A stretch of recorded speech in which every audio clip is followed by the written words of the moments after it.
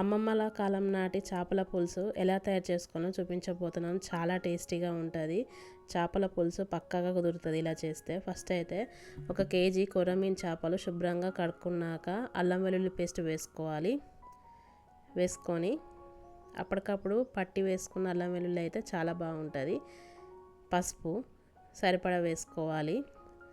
KG చేపలకి నేను medium size onion పొట్టుతో కాల్చుకొని గ్రైండ్ చేసుకొని మెత్తడి పేస్ట్ లాగా పట్టుకోవాలి. కాల్చిన ఉల్లిగడ్డ పేస్ట్ ఇది వేసుకొని సరిపడా కారం వేసుకోవాలి. కిలో చేపలకు నేను 3 టేబుల్ స్పూన్ల కారం వేసుకుంటున్నాను.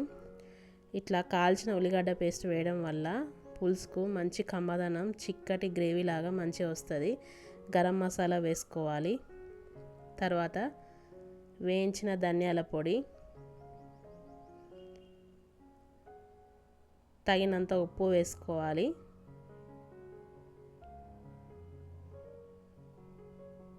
తర్వాత వేయించిన జీలకర్ర మెంతి పొడి కొంచెం వేసుకోవాలి, చిటికెడు. ఆల్రెడీ పోపులో వేసుకుంటాం కాబట్టి మ్యారినేషన్లో కొంచెం తక్కువగా వేసుకోవాలి, లేకపోతే చేదొస్తుంది. కలిపి పెట్టుకోవాలి చేపల్ని అంతా. ఇట్లా ఒక 15 నిమిషాలు పక్కన పెట్టుకోవాలి.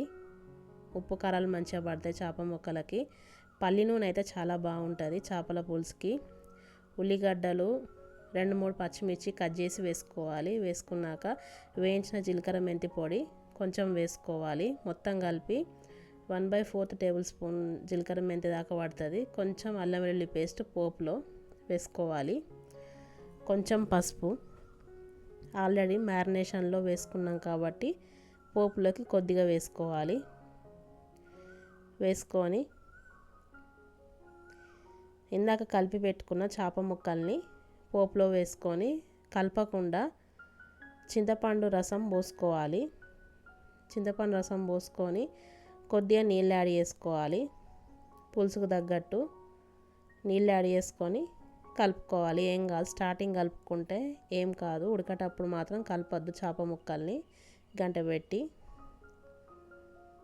ఇట్లా మొత్తం కలుపుకున్నాక హై మంట పైనే 10-15 నిమిషాలు ఉడకనివ్వాలి. చేపల పులుసు మరగనివ్వాలి మంచిగా.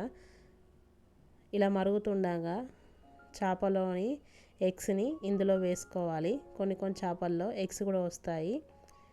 వేసుకున్నాక ఇలా మరిగించుకోవాలి. చేప ముక్కలు పైకి తేలుతూ ఉంటే పులుసు మంచిగా మసిలినట్టు.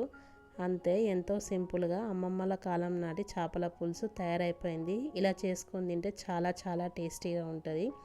నైట్ వండుకొని పొద్దున తింటే ఇంకా చాలా బాగుంటుంది.